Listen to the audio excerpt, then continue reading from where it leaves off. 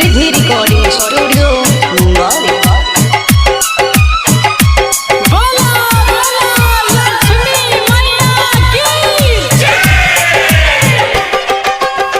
घरे घरे होता खूबे माई के पुजारी जी सुने ना। घरे घरे होता खूबे माई के पुजारी जी।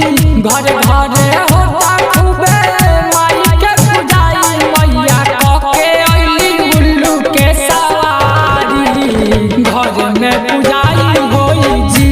मैया कके अइली उल्लू के सवारी घर में पुजारी होई जी।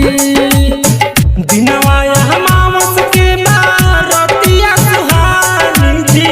उसवा पर चढ़ के गणेश जी साथ लक्ष्मी माई घिउ के दियावा त जरूर दिन राती सगरो जोर होई जी।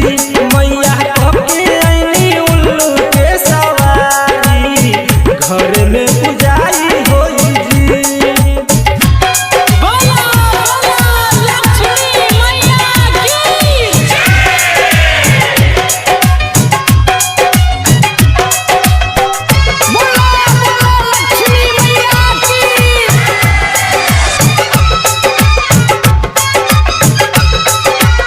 समृद्धि रिकॉर्डिंग स्टूडियो मुंबई। घरे चली आई अपन छोरी का मकाजी। सरिया तले